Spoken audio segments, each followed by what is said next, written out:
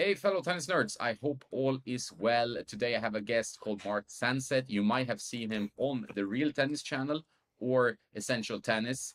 He's a friend of Ian's. He plays competitively there. He has some very funny outbursts that I think people like. A lot about related to fast food and not being as fast on the court as he wants to. He's a software engineer. He loves tennis, a proper tennis nerd. So he reviews strings and gear on his YouTube channel. We'll put the link in the description. And so today we will talk about gear, we'll talk about tennis, which we both love, and some other stuff. So I hope you enjoy it. Welcome, Mark. Thank you. Thank you very much, Jonas. I don't know if your audience has noticed your hairline. It shocked me when we first got on call. So looking, I would say about 7 to 10 years younger, in my opinion. I don't know what other age range people give you, but looking much younger and much more fresh. Thanks, man. I appreciate it. You should always start the podcast with a compliment. I think that always helps. Always. Especially with the Joe Rogan podcast. That's like the only podcast I listen to, other than some random tennis ones. But yeah, always start with a compliment, but don't be creepy. So I could have been creepy, but I won't be. Yeah, it's good. It's good. Yeah. So we talked about before we jumped on this, like how much we both enjoy being on the tennis court because we're not forced to, by Correct. profession or by anything. And you have this. I mean, you're competing on like, is it 4.5, 5.0 level NTRP? Yeah, I get a year and a half ago, I got bumped up from 4.5 to 5.0. So 5.0, I would say, is like lower level Division 1 for men's, or high level Division like 2 or Division 3. So it's pretty elite, but it's like I would say 2 steps away from semi-pro. So got some work to do, but yeah, it's very it's not easy to get to. It takes a lot of training and also a lot of dedication, a lot of resources, especially time to be on the court, working on stuff, and then traveling for tennis tournaments against players that are slightly tougher than you to see what the other competition is like. Where are you based in the States?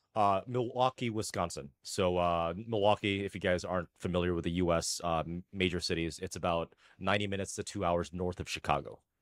All right. Yeah, so it's pretty cold there, so it's not like super tennis friendly always, or It's not as tennis friendly as something like maybe Texas or Florida as a state. I'm sure that's more familiar than Milwaukee, Wisconsin. But the outdoor tennis season, and thankfully we have a really, really good public tennis system for like public tennis courts that can be used when the high school users aren't or high school players aren't using it. I believe I would say maybe mid to early April through mid to late October. So April, so that's what, like around 7.5 months. You could play outside, obviously if it's not raining or thunderstorming.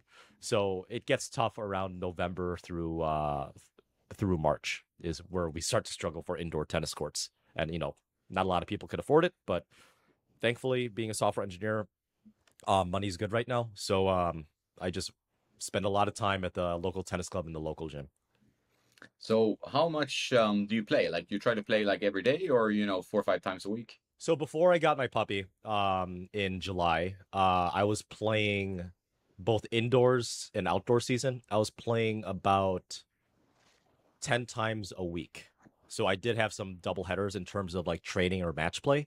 And obviously I had to take some time off because the puppy, it needed to be trained really well. And now I am playing about 4 to 5 times a week, which is still pretty frequent. But then again, that's my passion.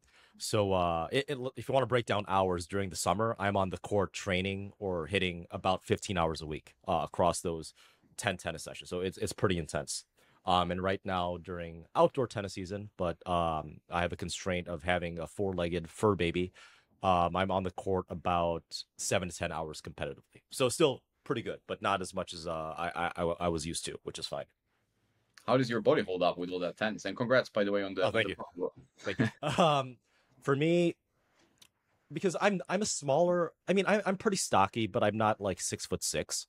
I've started to realize that people that are very tall, around 6'3" or whatever metric conversion you guys have, so the taller individuals, they start not to only have knee problems but lower back problems. Thankfully, I've stayed away from that. Other than rolling an ankle, I've been pretty injury free, but I can definitely feel that it's my knees, the cartilage in my knees. I'm starting to feel it every now and then. But other than that, really no major injuries. I get sore faster than I should, but I think that's normal given I'm 33 years old now. But again, no major injuries, nothing lingering. I just got to stretch more often because of my knees. But other than that, I've been pretty thankful, pretty lucky, and pretty thankful that nothing tragic has happened. At least not yet. Yeah, no, I think it makes sense. Also, I mean, it's tougher to be tall. I've realized that as well. And for Yeah. me, it's been like I used to play on concrete courts. I mean, I guess you play on hard courts mainly, but I used to play on concrete when I lived in Malta, and now in Spain, I play on clay, and that Oh, helps my. you are in Spain. Okay. I'm in Spain, yeah, yeah. I thought you were Malta. Okay, so that's why we were talking about you playing some was it ITF or some futures? Yeah, exactly. Like Yeah. not futures, like it's ITF seniors. 30. You need to be 30 plus, and you Yep. can play like categories, right? Yeah. But So I can do it's that now. yeah, I you gotta can do go it there. for sure, and they have tournaments in the States. So that it's a great. I mean, some of these events, the problem is like if you go lower category, like there's category from MT, 100, they're called MT, some Masters Tour, Yeah. whatever, 100 up to 1,000, right? So 1,000 is the toughest, 100 is the easiest, and like the 100, 200, which are pretty common events, they sometimes there's not enough players. Like some guys drop all out, or and you don't have enough matches, so you don't that's a bit of a problem. But the 400, 700, up to 1,000, that's really good competition, right? I did some research because the issue with the states as an adult tennis player, someone that's post college, let's say 23 years old and older, and I want to be competitive. There's not a lot of events held by USTA, the United States Tennis Association. So typically, what I find myself doing is I hit with people my age, and I think on a regular basis, there's only one person in my friend group that could beat me in singles, and that's the reality of it because the better ones just they're 50 pounds overweight or they're not playing as much as I am, and that's okay. But I find myself hitting with a lot of really really good high schoolers or even current college Division 3 players, and that's the only way I could get like that adrenaline, that rush, that fear of even losing on the tennis court. So, I mean, the only adult tennis tournament I've done, and this is an issue with the Midwest U.S., is that I had to travel 5.5 hours to Indianapolis to play an adult USTA tennis tournament. And unfortunately, I know it's weird for me saying this, unfortunately, I won that, which is good, but typically speaking, I don't want to win every single tennis tournament I enter. I want to get to like, the third round or the semifinals and then lose because, I need that reality check of like, hey, it is possible for me as an adult player to lose against other adult tennis players my age. So the ITF futures that Europe is doing really, really well, that's probably my next option. Unfortunately, in the US, there's only like maybe 5 events a year in the continental U.S. It's definitely more of a European thing, which is something that Europe as a culture and geographically has embraced really well when it comes to tennis players, specifically adults. It's a lifestyle for you guys. Yeah, I think so. I mean, it could be a change there. It's like kind of a divide from the college junior years to you going up and then you're in the 30s and then like it's very tough to find equal up opposition. At least if you're really passionate about your tennis, you want to improve and you want to play high level for your age, then I mean the number of players you can play they are dwindling, right? So it's Oh like yeah, people it's a just drop. like yeah, It's crazy. So yeah, I mean, again, it is I think personally a culture thing because if you think about the biggest sports in the states, it's American football, Major League Baseball, and you guys don't even play baseball in Europe. Um, like soccer/football is like not even in the top 10 here. I think we have yeah, hockey, and that's not a European thing unless you're in the Nordic or Scandinavian country. So yeah, I mean, tennis is what the third biggest sport in Europe, in terms of probably, yeah, I would say maybe. football, and then maybe rugby or cricket, and maybe basketball might be in there, but tennis is definitely top 5, which is I eventually want to move to Europe. That'd be pretty cool, or at least frequent quite often because the times I've been to Europe were just an absolute blast. So yeah, ITF circuit might be a thing for me for 30 plus or 35 plus, depending on the year.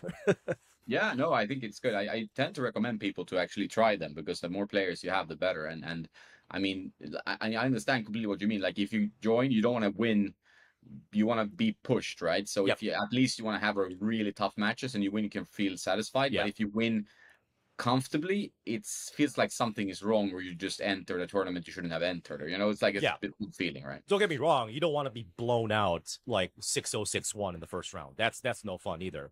But the idea that with certain exceptions of like, hey, maybe you did play really well against a player that is around your level and you beat them like 6-2, 6-3 and never got broken. Okay, that's an exception. But like if you're like just going through the routine and you're, destroying people 6-1, 6-0 in the first 2 rounds, you're right. It's like, why am I even testing myself? And then you win 6-2, 6-3 in the final.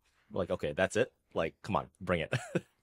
Yeah, yeah, and you seem to be a guy who likes to fight, like a bit like Andy Murray. You want to have like these Oh, tight matches where you have to yeah. grind a bit, Yeah, I like there is a recent tennis match that actually isn't published yet, but yeah, I just never gave up. Even if everything was going wrong, I'm gonna do everything. I'm gonna slice, I'm gonna dink, I'm gonna serve and volley. I'm just gonna scream and claw my way out to the best of my ability and see if I can pull out the W, even if things are not looking my way. Yeah, I think that's the way you have to do it. Like, I mean, the mental game of tennis is one of the most important things, especially I think if you want to improve, small levels, like we talk NTRP or whether it's UTR, but if you want to go from 5.0 to 5.5, a Yeah. lot of it is mental, right? Like a lot of Yep. it's like, being able to win matches you have no business winning, I think, right? Yeah, especially and I don't think a lot of people can relate to this. Obviously if you have swing vision or if you're recording yourself on camera, okay, you get to see what you look like, even if it's, a competitive, a competitive tennis match that actually matters. But for people that have played on like a production quality thing, kind of like with essential tennis or real tennis, it certainly adds extra pressure even on the simple things like calling a ball out that's like half a meter out. You're going to be a little bit more scared or more hesitant to call it out because there's 3 cameras on you and up to 50,000 people are viewing that tennis match. And there's going to be people in the comment section. But take it a step further, when it matters, when you're down break point, can you pull that trigger? Can you pull that forehand down the line on an open court and not decelerate and, not have that fear of losing that game?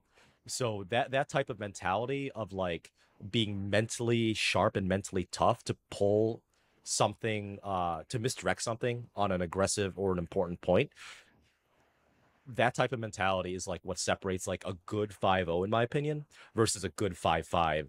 I would say 75% of the time. It's a lot of it is 100% mental, and a good amount of it is also preparation, like being match tough, match fitness wise and match mentality wise, match tough and ready to go.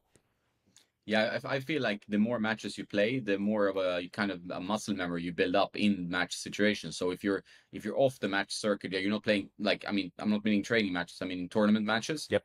If you're playing regular tournament matches, you're getting up that kind of muscle of like, okay, in this situation, I need to go to this kind of, resort in my head or, physically, or you have kind of that built up. But if you're pretty cold, like there's been 4 months, 1 year, 3 years since you played a tournament match, it feels like you're a beginner again, right? Like it's like Yeah. it's really stark, that contrast. It really is a muscle. That's a perfect way of putting it, right? Because like if you if you lift every single day, if you're going through the body workout, body circuit, you're going to gain muscle. And if you keep up with that, even on a somewhat regular basis, like maybe not lift every single day, maybe lift 3 times a week, something somewhat regular, you're still going to have that strength. You're still going to have that muscle, and you can still show it off.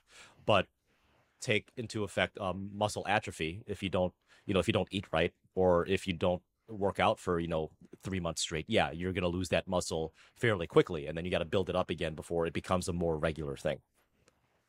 Do you have like a goal for your game? I mean, like you playing on the real tennis looks like a lot of fun. Obviously, it's not like a circuit, but it's like it adds Yeah, extra spice.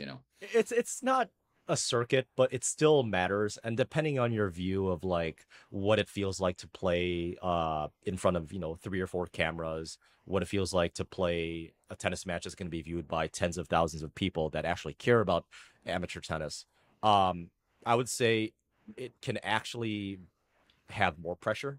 I guess obviously there's not really much traveling, especially because the club is 7 minutes away from me. Um, Traveling does adds to the pressure. But for me, I think it does have some extra spice. And for my goal, I have revenge stories, I guess. Like I lost to Cole, I lost to Michael. I have a few other losses out there that I'm not going to discuss because it's not published yet. But those are my, I guess, my minor goals. Like is to go head hunting and beat certain types of people. But eventually, and this is going to take a lot more planning. I have been looking at the ITF circuit possibility for the past 18 months. So I at least want to try that, preferably in Spain, just because I like red clay the best, believe it or not, as an American. But I want to see what my first few tournaments are going to be like, and then I could set a more concrete goal from there to be like, ranked top 10 in my division, or whatever. So I just don't know what that specific goal is quite yet in terms of the ITF senior circuit. Yeah, but you seem to have a strong dedication and also like inspiration to keep improving. How do you handle like if you have a tough loss, whether it's real tennis or something else, Oh, how do you handle that? I go home and drink a bottle of vodka. I'm joking. I don't drink a bottle of vodka. It's whiskey, believe it or not. But I actually like losing because it's a reality check. And that's kind of that's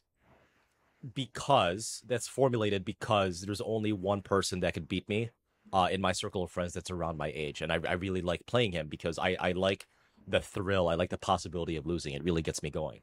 But if I lose against someone that I believe I shouldn't have, especially if it's a bad score line, that motivates me even more to fix the things that I messed up on, to improve the stuff that I already do pretty well. Because next time I play him, the mentality of me, at least internally, that you guys could probably see it a little bit, is that I'm not only gonna beat this guy, I'm just gonna embarrass him in terms of scoreline because I'm like I get mad, but I take it out in the correct way of improving. It's not like I want to walk away from tennis. That's not one. I don't think that's the right attitude because you're always going to have bad losses, just like you're always going to have good wins. But also, the losses motivate me to train harder, to work out harder, to eat better, and just to be a little bit more angry and a little bit have a bigger fire in my gut, in my heart, to be able to walk out next time I play that guy and just absolutely embarrass him. Yeah, it's a strong feeling to have. When you talked about eating well, and often in your videos you mention some fast food that Yeah. fucked you up, to say the least. Is that real or is it more like So a funny thing to so put so there? it was real, right? So I think when I appeared on Essential Tennis, um, wow, that was a long time ago, wasn't it? That was right right at the height of the pandemic. So let's say summer of 2020. Yeah, that was 3.5 years ago.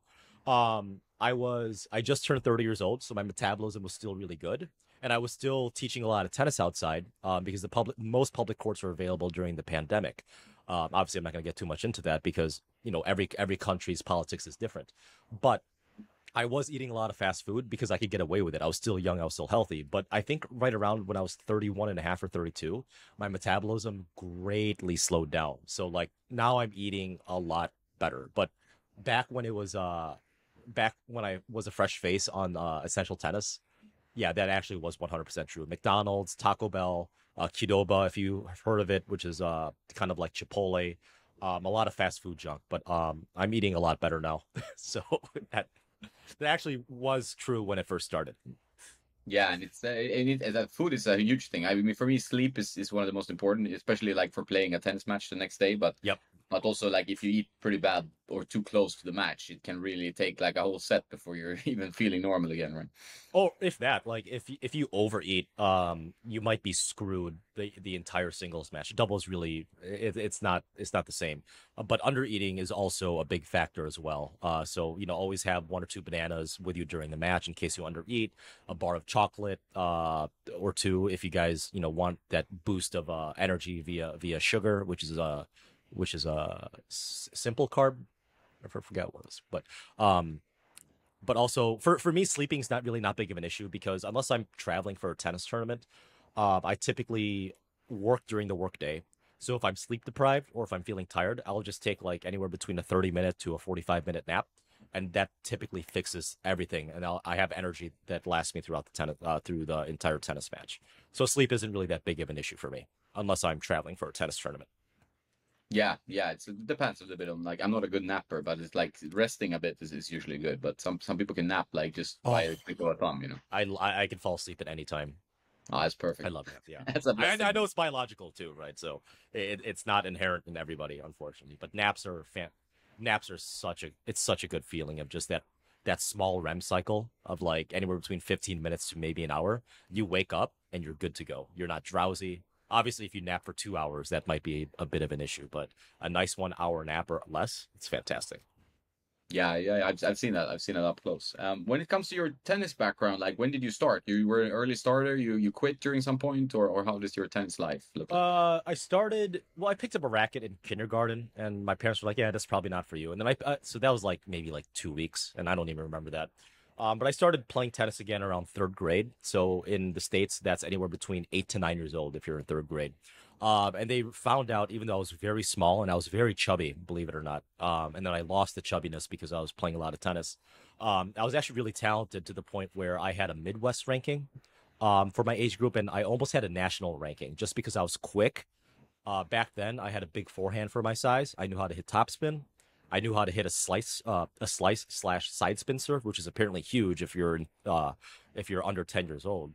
And I had pretty good hand-eye coordination. But I didn't have the mental game, so that Midwest and national ranking kind of dropped off around 12 to like 14, especially when these kids start to hit puberty. And I was a late bloomer too. I was very, very undersized up until I was a junior in high school. So, I would say, yeah, I was an underachiever. And part of that, most of that is because I didn't know how to construct a tennis point. I just knew how to hit a big forehand. I knew how to keep my two-handed backhand back then, inside the court. But as soon as people started having cross-court rally patterns at 14 and under, I was screwed. So yeah, I guess I was an underachiever. And then I played Division III college for University of Wisconsin Whitewater. I played on the team for 2 years, and then I got cut my junior year because they had strong recruits, and I was at the bottom of the roster, which is fine. I still appreciate the stuff that they did for me, and I still keep in good touch with them. But I didn't get good at tennis again until I was 24, and that's because I'm an adult. I have a 9 to 5 now. I have a career. I have my degree. Okay, what else am I going to do with my life other than just be a good employee and provide the company with value and money? I got to have passions outside. So that's where tennis stepped in. I'm like, oh, okay, this is how you construct a tennis point. This is the mentality of what it's like to actually win as not only a competitor but as an adult. So yeah, I personally did not get better until I was 24, 25, which is not exactly normal, but I wouldn't have it any other way, to be honest.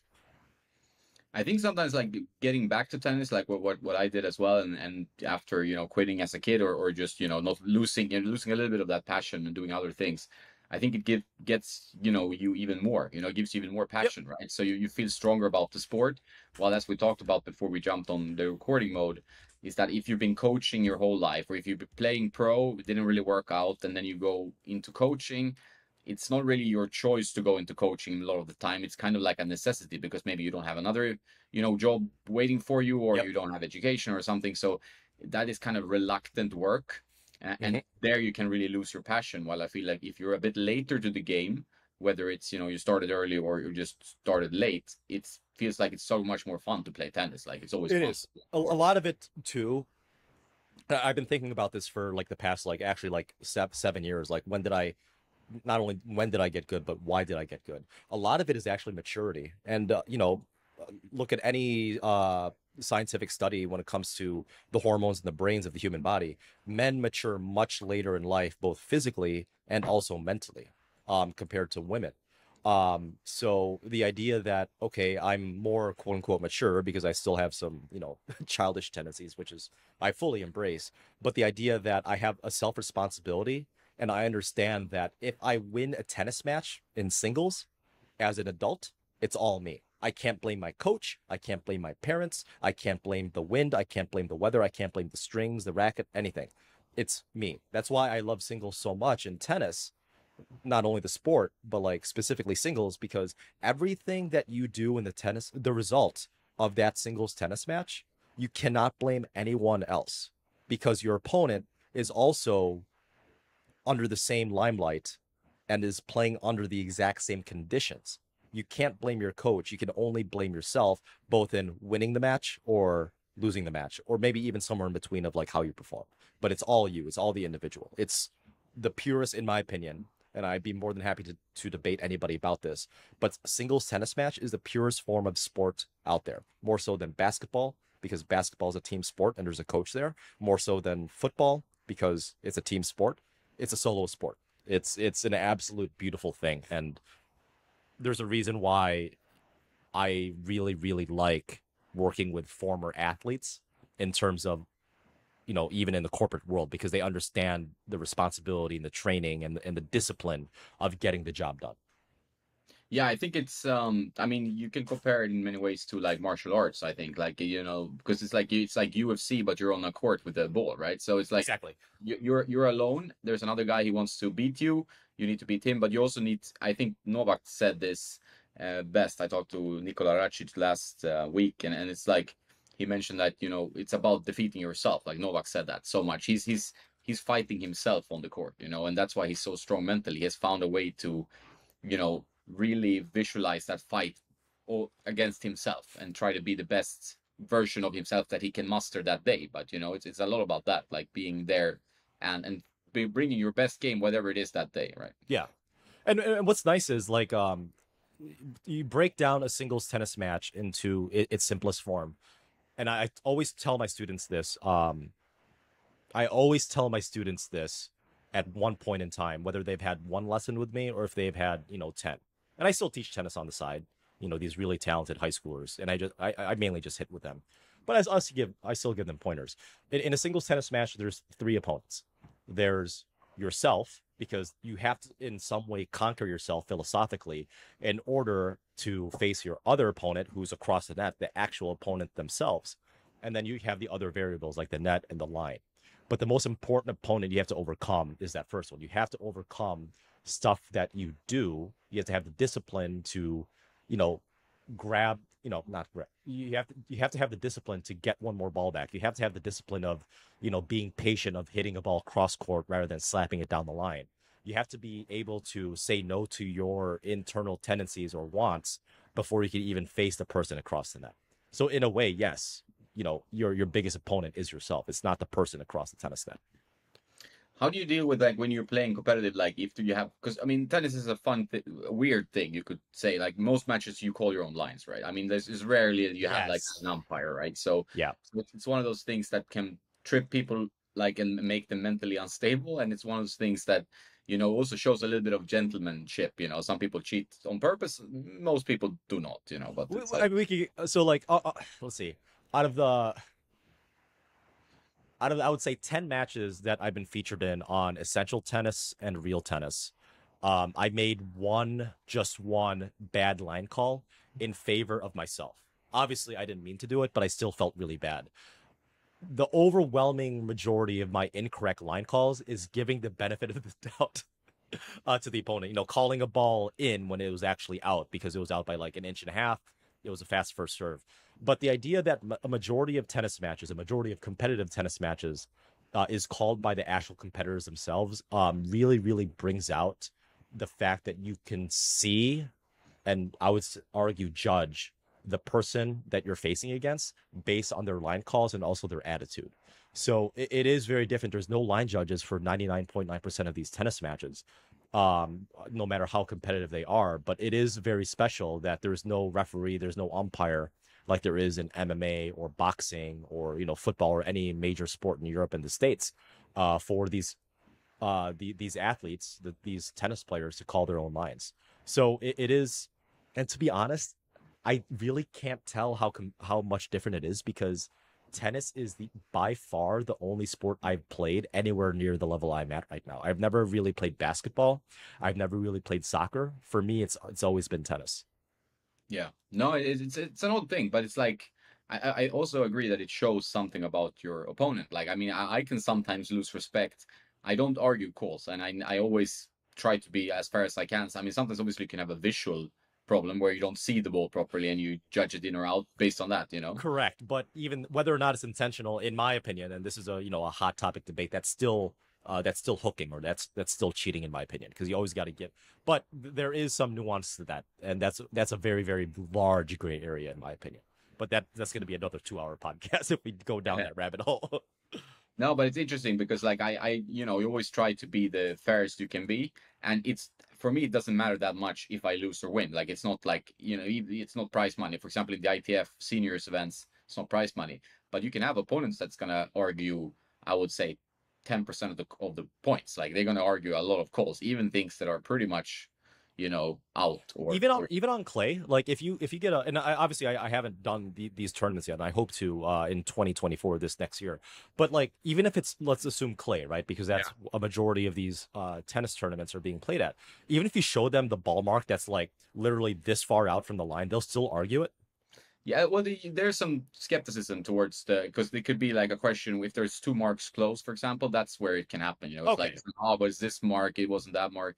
That's happened to me, for example, when I called the ball out. That I was I'm pretty sure. If I'm not sure, it's in, right? So, Yeah, yeah. but yeah. Has So any of your opponents during one of these tennis matches in this ITF senior, have they ever like have you ever showed them the mark and they're like, "Oh, I'm sorry, you're right." Did they ever like no, no, retract? that never happened. Really? Yeah, yeah, never happened. Right. Even if you think that even if your call is very, very clear and the person they just keep going with it, they never apologize. I think the people usually that question it, they like are their mindset is that they're very stubborn on that they're right. So it depends a little bit. Like for example, I played an open tournament last 2 weeks ago, and that was like all the matches were great. Like everybody's super fair. There was not one question on any line call, right? It's like Good. that's the perfect tournament. Yeah. So it's not it happens. It depends. Some people are a bit trickier than others when it comes to like judging or feeling like they're more negative in general. I've seen that in some guys. Yeah. Well, I'm a pretty negative guy, in case you haven't noticed, especially with my outbursts. But this also bleeds into my corporate life as a software engineer, right? I am always, always, always open to the possibility of me being wrong. In fact, I'm wrong every day at work. Like, okay, like what's wrong with this program? Why is this program breaking? So that, I guess, based on what you're telling me, that I'm one of the very few instances of like, a high level tennis player that's not exactly stubborn. Because like as much as I want to win, I will never, ever, ever purposely or intentionally uh put my character at jeopardy in an honest fashion just for like $1,000 prize money or for just an important tennis match. I would never do that because that's my character. I wouldn't say a reputation, because reputation with the internet, anything can happen now. If you could bad talk anybody, but that's not worth my character. That tennis match, that prize money, it's not worth it. So that's a shame that people would do that. But Yeah, I would say it's relatively rare, but it's happened, and sometimes like I've because I started playing these like last year, and I was a little bit shocked a few times where it's like, oh, you want to win this badly, right? Like I'm yeah, a bit like, wow, this is a exaggerated reaction to this, and I'm like, I mean, this is the same for me. I'm this integrity and being authentic and being honest is number one for me. So I yeah. don't care what happens in a tennis match, right? I think integrity is a better word, because like when it comes to character, like there are some people out there, I would say, in the comment section, about 5% of the people don't like my outbursts, but you cannot fault that overwhelming majority of the time I make the correct line call, or I would even give my opponent a line call.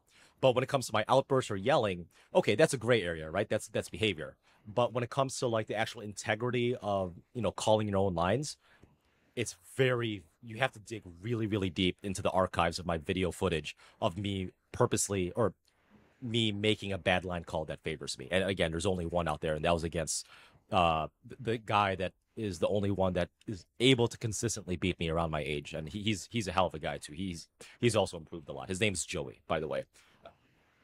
Super nice guy, and he's the one that's always been kicking my ass at this day and age, which I'm happy to see him, do that. But I've got some work to do to, get the upper hand against him in the near future. Yeah, that's always So good. Yeah. so integrity is probably the better word for that. So yeah, I mean, and that's probably shocking. I wouldn't say that's shocking in juniors, because you're not mentally mature. You don't understand what it's like. And I'm assuming as a junior too, you have that small possibility of, hey, I could become a tennis pro if I win these many matches, or if I win this tournament, or if I get these points. But like, are you in your 40s? I'm 33. Yeah. Very early 40s. Yeah. So yeah, so us, 30 plus, and still in really good shape. We're not delusional. We want to be the best tennis player that we can be, but if you think that we're going to be appearing in the second round of a Grand Slam, no, that's crazy. But these kids still have that possibility. Yeah. They don't have that realization. They don't understand what it's like to face off against people that have been training this all their life. So Yeah, that's a shame that happens, but yeah, it's probably an age thing that you're probably a little shocked. Yeah, exactly. No, 100%. Because I played opens in Malta and in Spain as well, right? Where you play maybe someone who's 15 years old or 16 years old, like a good player, but usually they have a bit of a temperament because tennis is a, psychotic sport sometimes. We all Oh yeah, feel that, very. like the stress of tennis is high. And when you're a young kid, you know yourself. It's like you feel losses are huge. Like it's a huge, it ruins your whole day, maybe week. I don't know. Like it's a bigger thing than if you're an adult, you have other things to focus on. Like Yep. in the whole, you know, uh, life as such, it doesn't matter much, right? And you Hmm. will be stronger. But as a kid, you don't think about that, so you have to give them a little bit more leeway to misbehave or to do some odd calls or whatever. I think that's more normal, right, when you're younger. Yeah, and yeah, it's just because you don't know how to handle loss or defeat. Like, in the grand scheme of things, okay, let's say as a 15-year-old, you lose, you're the number one seed, but you lose in the second round to someone that's not seeded. A temper tantrum is not, I mean, I wouldn't say it's acceptable, but it's kind of expected, I guess, unless you have a very, very mature kid. But if you take that same scenario and put it to, let's say, a 29-year-old, okay, a tennis match or a tennis tournament loss of an upset, that's not as bad as, let's say, something very tragic like, your mom or your dad or a loved one like dying or being hospitalized. There's other things to worry about. Yeah, it sucks. But in the grand scheme of things, as you said, it's not even close to what tragedies you encounter in real life. 100%. And but you do film a lot of match play on your channel now, and you did reviews before we get into that. But do you notice like your improvement from filming, like from recording your own sessions, right? Yeah, so this is one of the philosophies that Ian told me about as not, I wouldn't say necessarily a tennis coach, but just as a tennis player that's looking to improve no matter what level you are. The idea of you, the image of you hitting a ball in the stream of consciousness of your first person is very, very different than what is objectively happening through a camera lens. So your best tennis coach in terms of like who's ready, available, who knows what to do, what strokes you're messing up on, is actually yourself. Because with the wealth of the internet now, with all these massive major tennis channels of like, oh, this is how you hit a forehand properly, and they're almost all of them are correct, I would say. But everybody has a phone now. There's nothing stopping you from buying a $15 tripod and video recording yourself, even just hitting a ground stroke. It doesn't even have to be a tennis match. A tennis match, I would argue, is kind of the next step.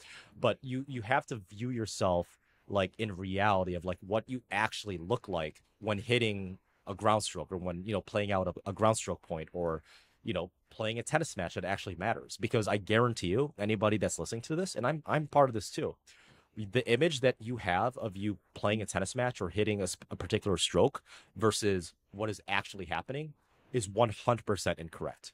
It's very, very rarely anywhere close. So I would argue that anybody that's listening to this that hasn't done so already, buy a crappy tripod that has a good angle, and then just video yourself just even hitting a forehand or a backhand, and see how massive the difference is between what you think you look like and what the camera is actually showing you on your phone playback. Yeah, I think it's 100% true. I've seen that when I play with people. Some people just they know you from the channel. They come to Spain or maybe Malta before, and they want to play you partly because maybe they want to be a part of the channel. I've Yeah, noticed that as and there's well. nothing wrong with that, right? It's No, it's nice. It's nice that, oh, I get to see myself not only on screen, but other people can see that I'm on the YouTube channel Tennis Nerd, just hitting or even playing a set or a tiebreak. yeah, it's a fun thing, and I enjoy it. But some of them are almost like shocked when Hmm. they see the footage, or I send them the footage, or they like, oh, because they weren't used to, they're not used to recording themselves, so they're like, Yeah, oh, is it that's how it looks? I thought yeah. it was like Roger. I'm like, No. it's for everyone, right? Well, yeah. I mean, Roger Federer, and this is the thing that I've taught all of my students that are either in college or high school.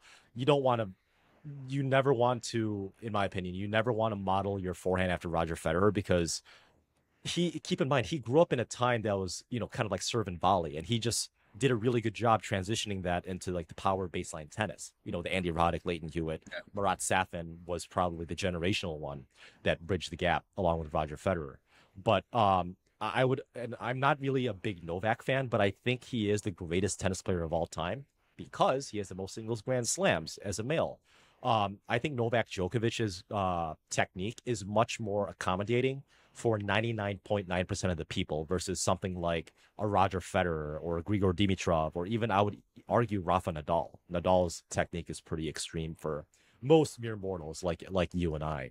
Um, but one thing I want to talk about is not only the technique, but also the pace. Because if you're recording yourself from a top-down angle, it's very hard to describe how heavy the ball is until you're literally across the net. So people always comment that like, oh, it doesn't look that big on camera.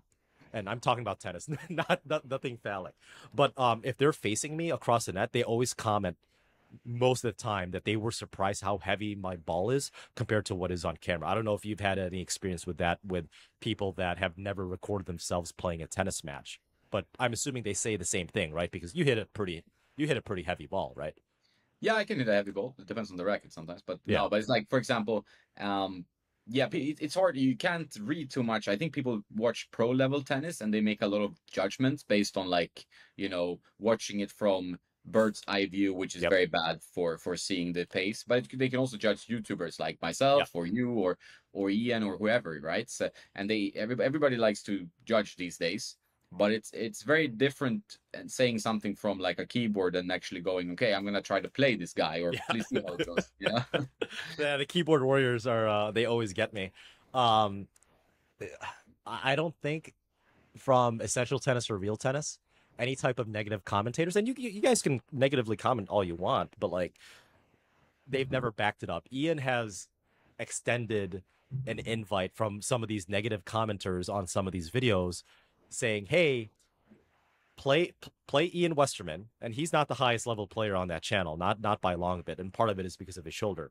But he's offered some of these naysayers in the comment section to fly them to Milwaukee, Wisconsin, play a tennis match, and if they win, Ian pays for everything, and none of them have ever taken that offer. So a lot of them are just scared chickenless. So they feel high and mighty because they're behind a computer screen.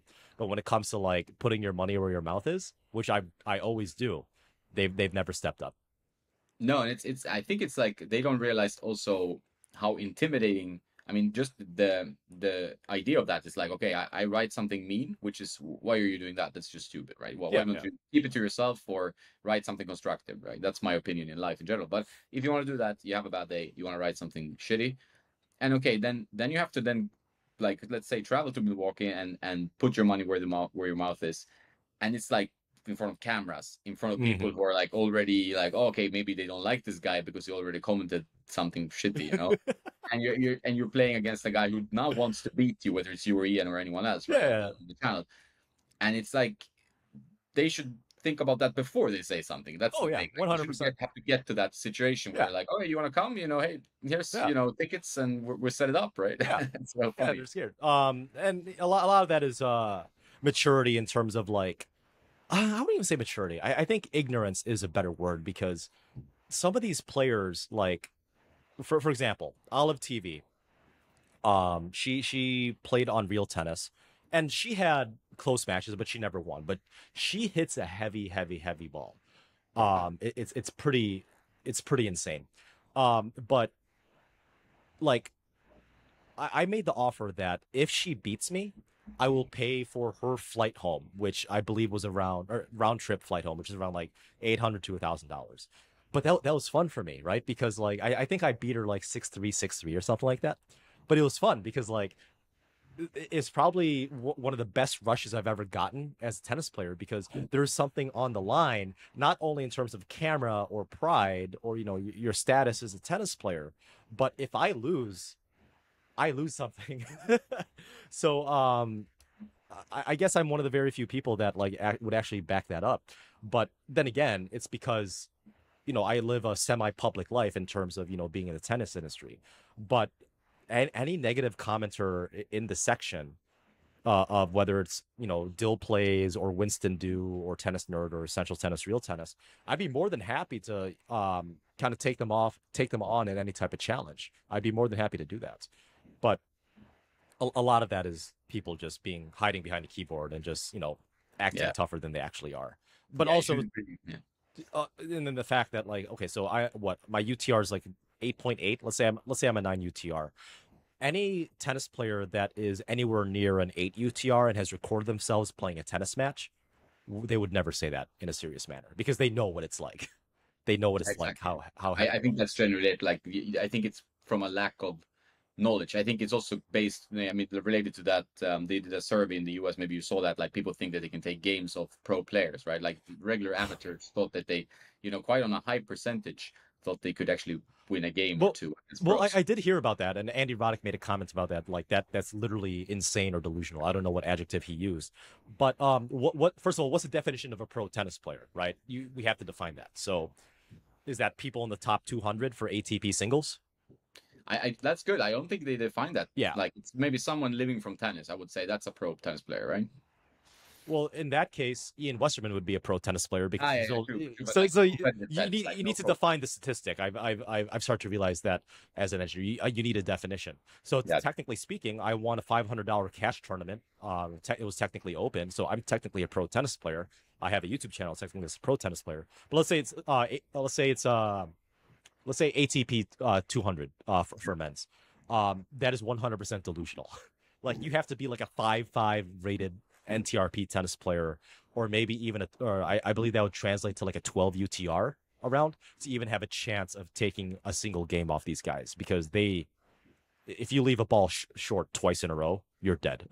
it's yeah, it's exactly. I completely mean, they delusional. might make a mistake, one or two, but they will never like give you No, four mistakes in a game, right? So it's like people don't realize how. I mean, tennis is a game where levels are drastic, right? So yep, a 0.5 NTRP or a 1 UTR, whatever, that's a huge difference in that. That can be like 6 love in some cases, or yep, at least 6-1, 6-2, or something where it's not even competitive, right? So no, people don't understand that it's like these small levels. There's so many levels to it.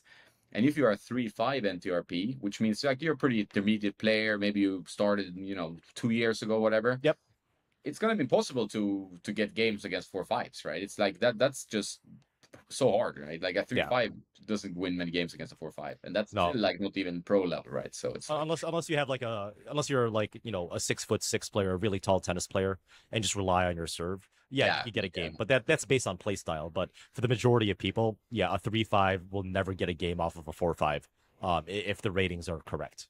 That's true. why I like the UTR a lot better because it's more there's a more gray area. It's not necessarily buckets.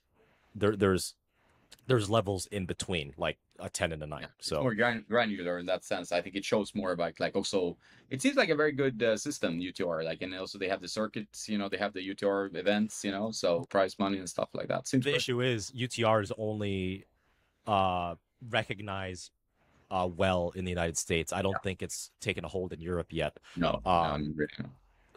but you guys might have a system in Europe, but it doesn't translate well to the US. But the The funny UTR thing should is, make a move to Europe. It would be nice. I think yeah, we need to get one international system because like if I look, I mean NTRP is something I've used because I have a large American audience. I think the system is pretty decent because you can, I mean with this, you can actually give yourself like a score approximately based on like Yeah. the writing there. Could be tough to do that, but at least it's there. UTR is better in my opinion as well. But if you go to Europe, you have like different system in Italy, Spain, Switzerland, whatever. I mean, like it's Oh, it's based on country too, so it's not even yeah. like a European No, system. no, no, no. There are different systems in each Oh, country. So okay. like, oh, I'm a level 2 player in Italy. It's a completely different thing in the UK or in this, and it's like a different system. So some have 2.2, some have 10, some have. So it's like we need to put like a system that works kind of more internationally, and I think the UTR seems to be the best option that we have right now. So Yeah, hopefully it's just they will get a bigger, take a bigger chunk of that. I hope so too, and it's mainly not for the adults, but I think it's going to benefit once UTR system takes a hold of all of Europe. The UTR system is going to greatly benefit the college recruits, like the 17, 18-year-old boys and girls that want to play American tennis, right? And also, just know what it's like to have an education and live in the States for 4 or 5 years. Because the first thing coaches will ask recruits, college coaches will ask American recruits in high school is, hey, what's your UTR? Not how well you do in, your high school tennis team or how well you do in state. they ask what your UTR is, and that's a very, very accurate representation of whether or not it's even possible for this person to be on the tennis team, or like not only that, but like where on the lineup they would play in the top 6 roster if that's the case. So yeah, I'll talk to UTR because I work with them part time as well to see like what the roadmap is like if they could disclose that for getting a good hold in Europe. But also, you could benefit people like me, like, hey, I'm an 8.8 UTR. What master's level ITF senior circuit should I go to? Should I go M100, M200, M700?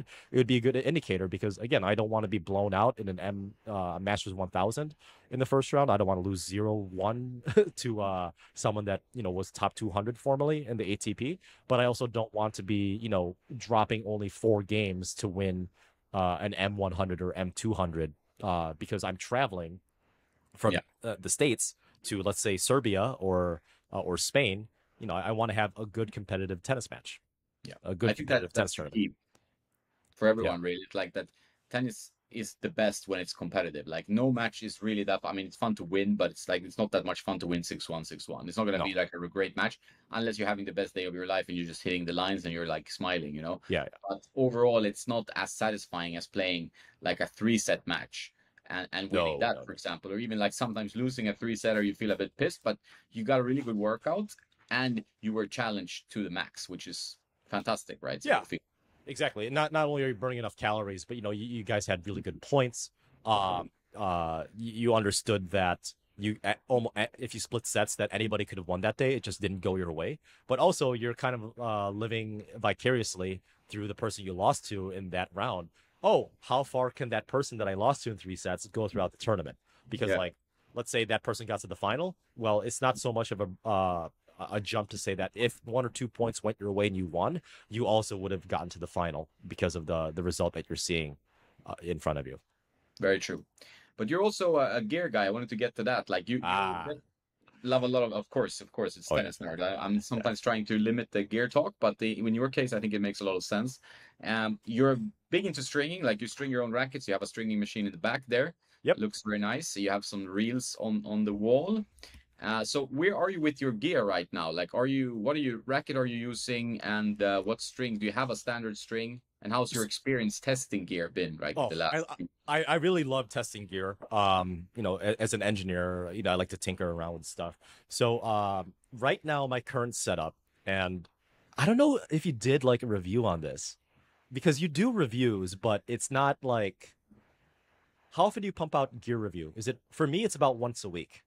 Yeah, I try to do like once or twice a week, depending on like it depends on my schedule. Like, but now I'm doing testing 2 different rackets. I'm testing the Percept rackets from Yonex. I mean, 2 different lines, so there's 3 rackets, and then Pacific rackets, and then I have some strings like the biodegradable Velocity string, and I got some more Tourline strings that I'm going to test as well. So there's always things going on, but I'm trying to do once or twice a week gear. It's okay. Tourline sent me a package.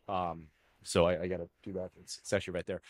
So for me, but you mainly focus on rackets 75% of the time, correct? I would say, yeah. That's what it's been like. But I know people are very interested in strings, so you should do a little bit of that as well, and shoes as well, of course. Yeah. So for me, I'm 75% string and then 25% shoes, tennis rackets, a little bit of everything else. So right now, I was lucky enough to get 4 Yonex E-Zone 98 DRs.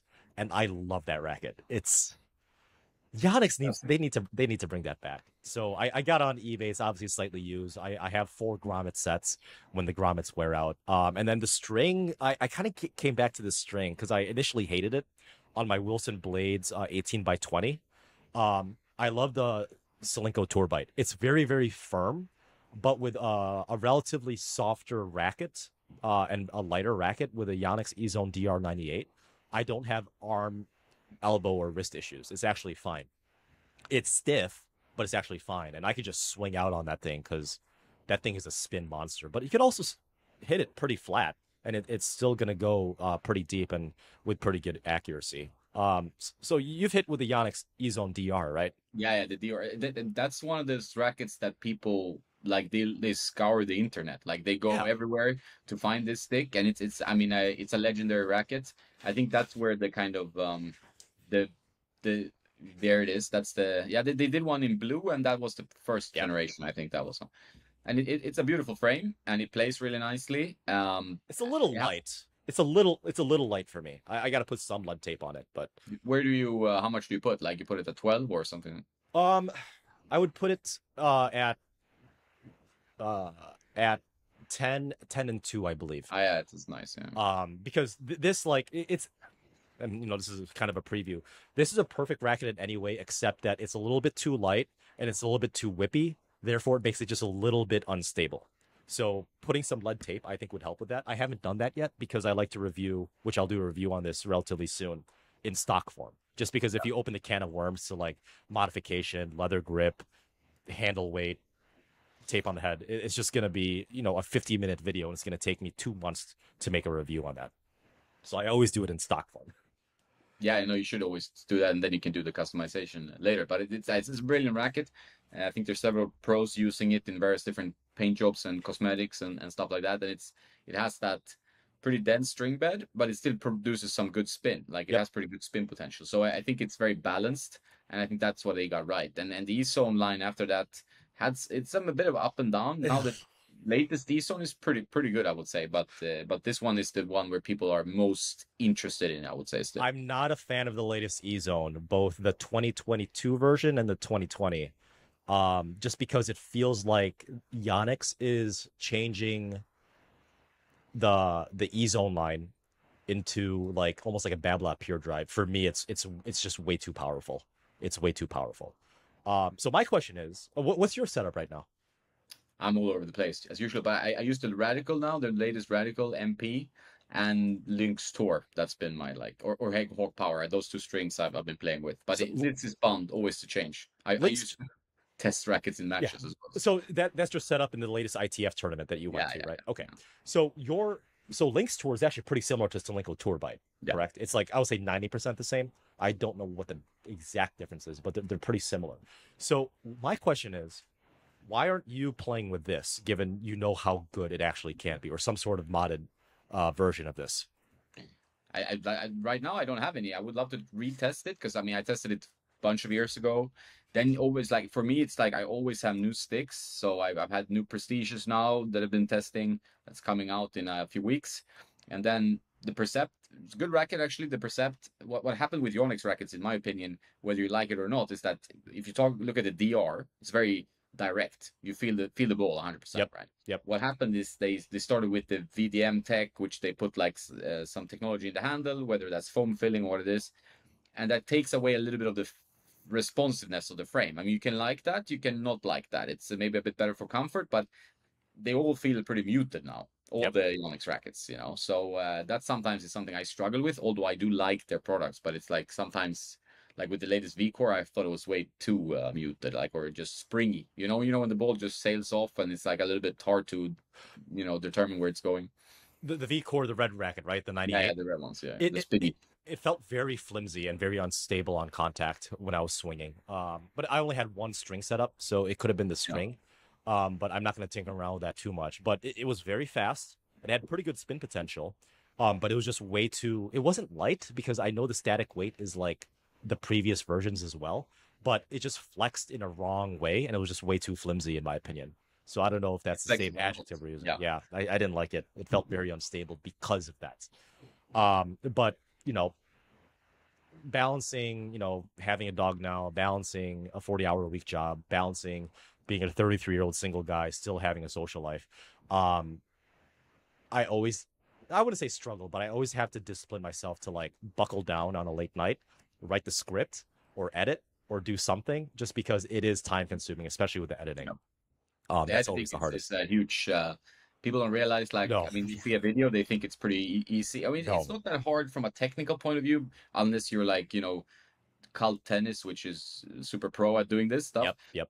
But even doing like pretty basic stuff is very time consuming because you want to get it right. Like it's your video, you want to make sure that the right points come across, and there's like an ownership of that, but it's also like time consuming in terms of you rewatching it, you're moving things around, you're highlighting your clips, whether that's match play or points play, whatever.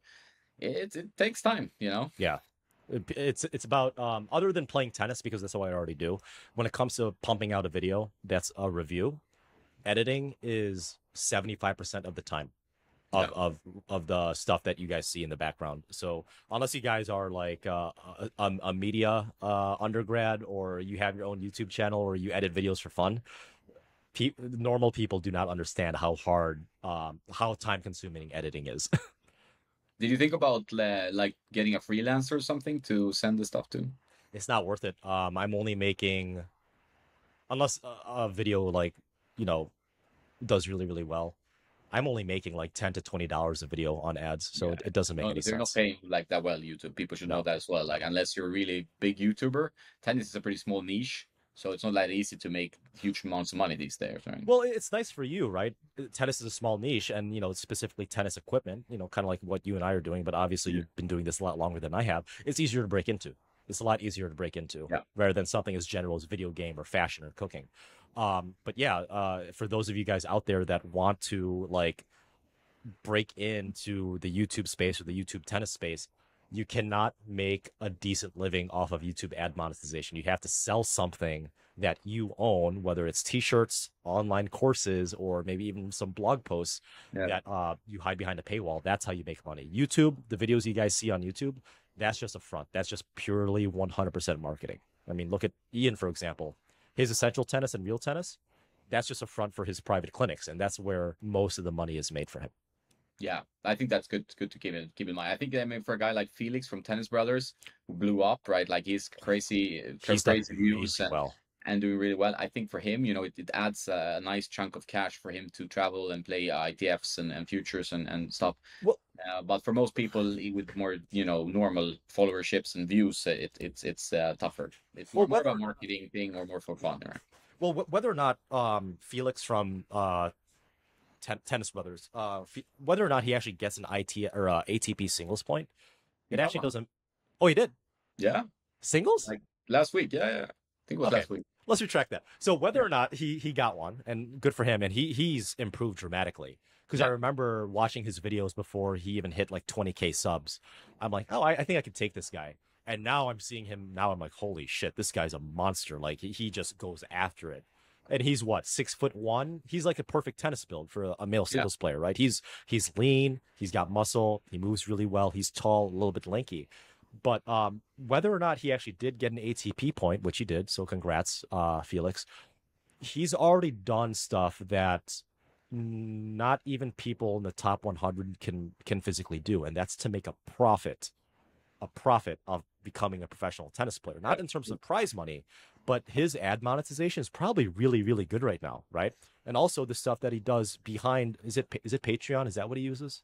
Or I think something? it's just like Phantom, which is like he has this sponsorships you can actually buy like a part of his revenue pool, right? From not from the YouTube, I think, but from like Yeah. Prize Money or whatever. So So he's his own company then. He's basically pretty a much public like, I mean, company. he's a young, smart business guy in a sense. He paired with a tennis player, so he has a great Yeah. future ahead of him. Even if tennis doesn't work out, like he can do YouTube channels, other YouTube channels. He can do something else. Like, I think Yeah. he has a good setup now for the rest Was of his he life. 18 or 19, maybe 20? I mean, he's very 20 maybe. mature. He's Yeah, very mature. I mean, yeah, the idea of not only training to become a professional tennis player, or the journey of being a professional tennis player, but editing, traveling, like not partying like I would have partied in his age, like being 20 years same. old and being, yeah, I mean, he's a very, very mature guy. And that maturity, whether or not he gets, let's say, into the top 100, well, that's a whole different story. That's the next step of his journey, I hope. Just the discipline of setting a goal, holding yourself accountable, making YouTube content and profiting off of it, and also making a company or two out of it, and having it be a good company from what I would speculate. Yeah, He's got a very bright future ahead of him. It's not even yeah. about tennis at this point. It's about, can he keep doing what he's doing with his 150,000 subs? What is he going to do with all that power? What is he going to do with all that influence? And hopefully it's going to be for the good rather than the bad. But I think he's got a good head on his shoulders. He's going to do well, whatever he does. And I think it's good because he brings a new audience to tennis. So it's like, I think Yep. a lot of people just see this as a more, I watch other YouTubers outside tennis because I mean, I like YouTube as a format. I think it's pretty good. Like, it's short videos. You can get some new ideas. You get some fresh stuff. Some of it is silly. Like, if I fill my pool with pennies, what happens? This stuff I'm not super into.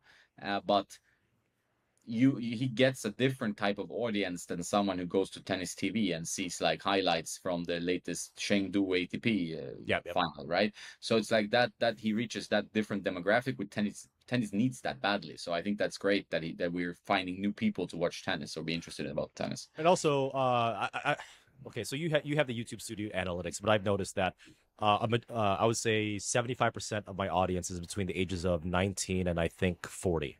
So I think what he does really well, and this is just happenstance, it's not that he meant to do it, that I believe I do want to see his YouTube Studio demographics, but I believe he brings in that younger audience of people that are, let's say, 13 to 19, of people that are aspiring to play high level college American tennis. I'm pretty sure he brings that in, or people Yeah, that want to try to go pro. So exactly.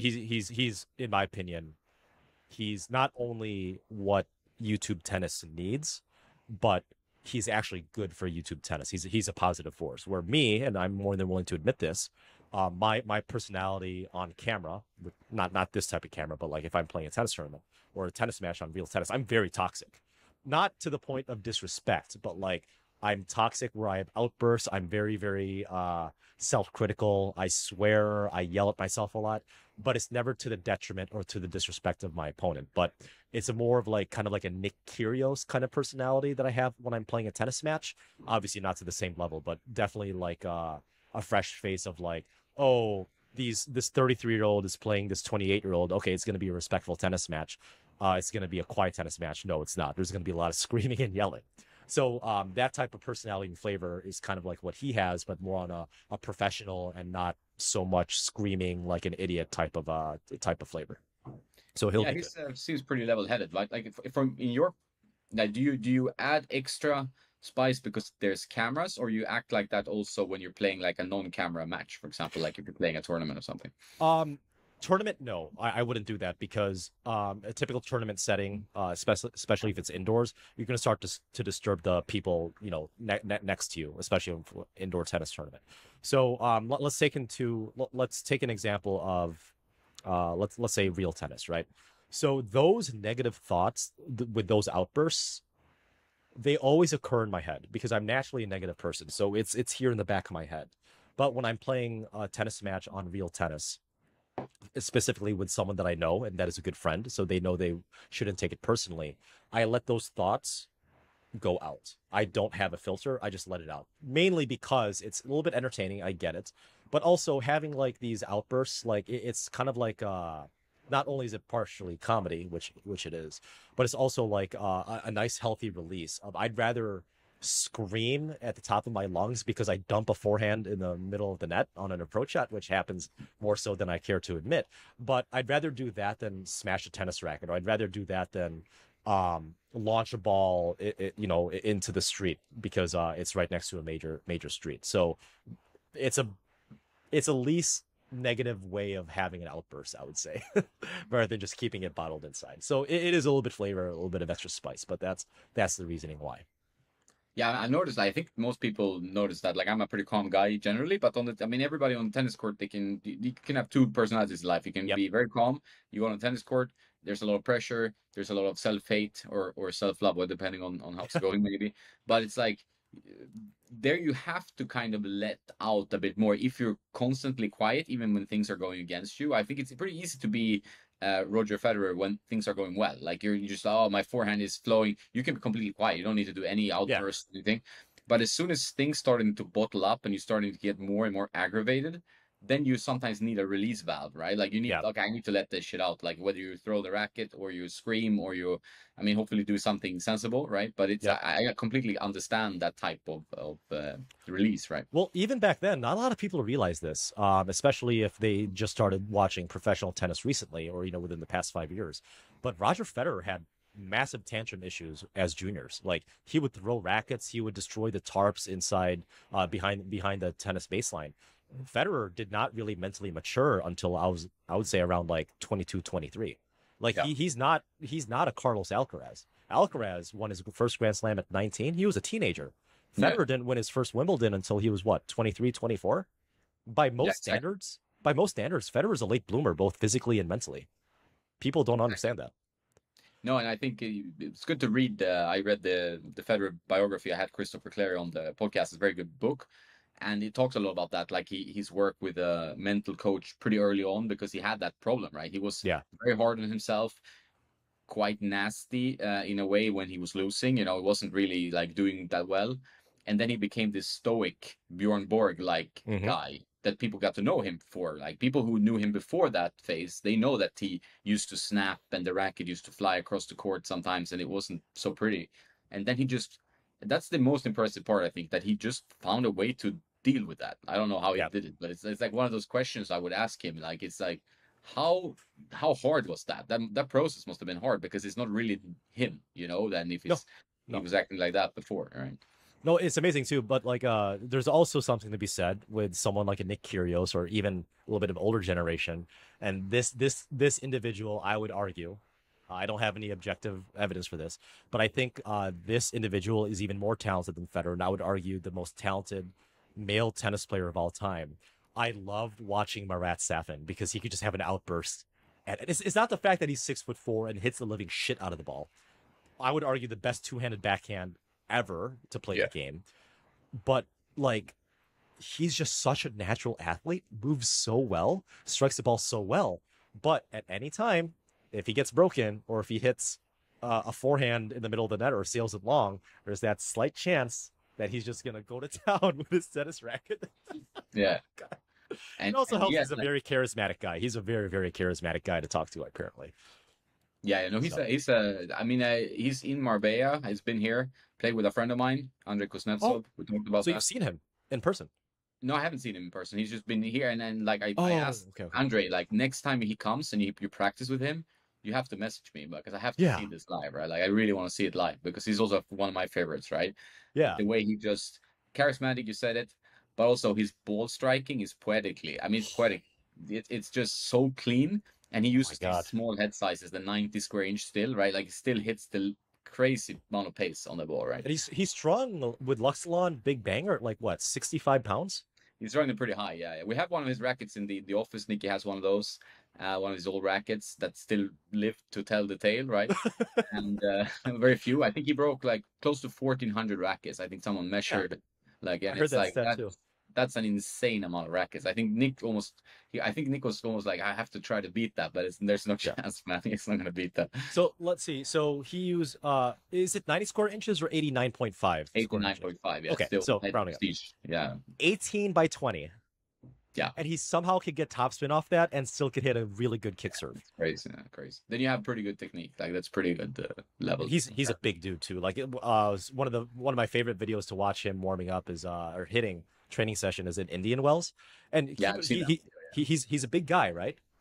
But like him holding with a two-handed backhand with a 90 square inch racket, he looks like an even bigger guy just because of the relative size where everyone has a 100 square inch racket nowadays.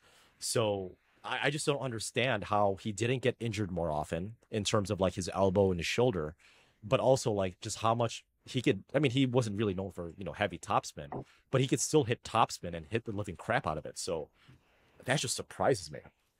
Yeah. They're just No, not it's built like like I that think anymore. sometimes you have to give some it's like credit to the legends. Like it's easy to forget tennis moves on now where Alcaraz is amazing to watch, Djokovic still winning Grand Slams left, right. But it's like these older guys, like I grew up watching Stefan Edberg, still like fun to watch that serve and volley style. I loved Safin, watching him just take the ball early, and he did his talent maybe not 100% justice, even though he won, I think, 2 slams, Yeah. because he had that temper, but it's in him, right? So you can't do, maybe he could have gone to some kind of therapist or something. He could have done something about and won more slams, but it's still, interesting. It's like it just shows the human nature, right? A little bit more, Mhm. it's he was more of a human legend than these guys who are winning 20 Grand Slams, which is completely insane in a sport like Well, tennis. imagine winning. First of all, imagine like as a mortal just being able to qualify for a Grand Slam.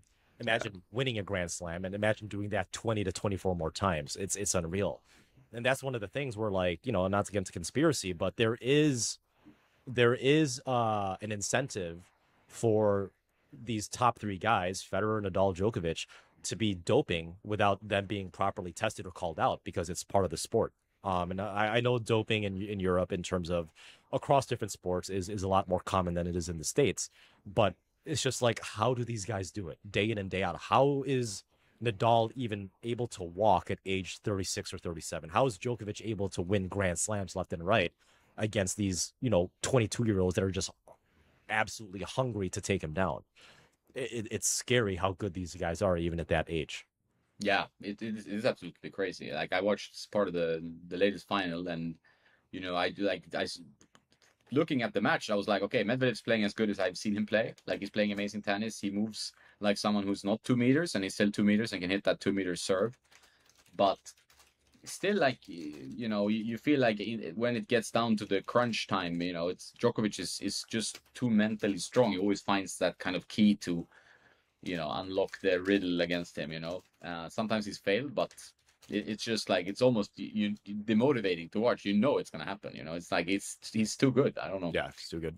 Shocking and impressive at the same time. Like, do you have any favorite players that you kind of idolized growing up, or that you like to watch now more than other players? Federer, obviously, he's always going to be a top one. I have a lot more respect for Nadal now, especially after I came from his academy. And have you been there, the Rafa Nadal Yeah, Academy? yeah. It's not as expensive as I thought it would be, mainly because of the Iberia voucher from the States. I think it was 1,200 euro that they gave me to fly Iberia. But just the idea that, keep in mind, Tony Nadal and Rafa Nadal didn't need to have their own academy, right? They could have jacked up the price and did it all for the money. But from what I could tell, it's fairly reasonably priced, and it's really nice that it's in his home island of Mallorca, which is fantastic. At least the headquarters, because they do have one in somewhere in Mexico. But the idea that he actually trains there, if he doesn't retire yet, Tony Nadal is there coaching some of these juniors. They don't need to do that, but they still choose to do that. Like, it's insane. You see Rafa Nadal just walking around on the grounds. You see Nadal, warming up on the treadmill that other people can publicly use. He doesn't need to do that, but he does, and he's a very he's a very introverted and a very humble guy, from what I could tell. Let's say other tennis players aren't like that. But No. He's I mean, it's also I was also a Fed fan, coming back to tennis during his kind of era, and then Rafa took some time getting into, but then you can not respect that guy, and also yeah, that the humility and or the way he acts. Also, I mean, I'm met Tony a few times. I played doubles with Tony, and really. a super nice guy. Yeah, I Oh, got to talk tennis with him afterwards and stuff like that. So he's a very smart guy. I understand how he could bring his knowledge into Rafa. Rafa is I met also a few times, but he's a bit more shy. Obviously, if your Spanish is not fantastic, it's either tougher to talk properly. how But it's very how nice. is your How is your Spanish now that you live in Spain? It's getting better. Like I understand quite a bit, but it's like I mean I'm practicing as much as I can to speak, freely. But it's like there's a lot of where I live in Marbella, it's quite international, so you can easily Really? get Okay, away with okay. English, right? So that's the way you have to kind of force yourself to practice a bit more. I'm in the south of Spain, right? So lot of you know people from everywhere here, right? Like it's a place that attracts a lot of international people. I mean, Novak is here, so I mean, I see Novak if I go to certain clubs, right? I know his brother personally, so it's Really? yeah, Marbella? he lives here. I thought they lived in Monaco, in Monte Carlo. No, he moved. I mean, he bought a house here. I think he's here most of the time, and I mean, he plays football sometimes with my friends, right? So joins football games, very chill. I joined his practice a few times, watched his practice up close. His brother is really nice guy as well. Like, so it's yeah. I also know his coach Carlos, so it's like it's a little small tennis knit group here in south of Spain. It's quite nice. So they don't speak Catalan because that's north. That's more on the northern part of Spain. Yeah, exactly. When we're Barcelona and stuff like that. Yeah. Yeah. Okay. Obviously, I'm Google mapping this because I'm an American. I don't know European geography fairly well. But when I went to Spain, I was actually shocked how very few people spoke basic English. Yeah. Only 25% of people I could carry a conversation to. And English is technically my second language. I know Filipino because my parents are from the Philippines. So I actually made a concerted effort to start trying to learn Spanish using this app called Babbel to at least start understanding basic phrases. So I always try to do that like 2 hours a week just to kind of get going. But I think Spanish is the most spoken language in all of Europe. So that will help me no matter where I'm at. Yeah, So it's good. I mean, Latin America as well, stuff like that. So it's actually what's your native language? Swedish. Swedish. Okay. Welcome, yeah. So Yeah, Swedish, and I lived in Malta, so I speak some Maltese, which is kind of close to Arabic slash Italian. And Yeah. then I have German. My grandmother was German, so I speak some German. And then I have the Spanish now. And besides that, obviously English. But So when you grew up in Sweden, you said, right? yeah, So all Sweden, all people from Sweden, they all speak good English, right? That's part of your schooling. I would say, yeah. I mean, compared to other countries, pretty high on the list because like we never had. I mean, the problem they have in Spain and in Germany and some other places, maybe Italy as well, France, is that they dub everything, right? So you watch an English TV show or an American show in most cases, right? It's they have dubbing, so Yeah. the voices they put another language, which I think is a horrible idea because it ruins the creative idea because the voice is different, obviously. Yep. It looks complete shit. People will maybe be angry with me, but this is my opinion. And in Sweden we always had like just subtitles, right? So you listen to the English and then you have the Swedish subtitles, which is pretty much an English lesson, right? So subbing. Yeah, That's it's what we just call it in the something, States. right? So Yeah. so the thing is like then you hear the English, you see the Swedish, and you connect.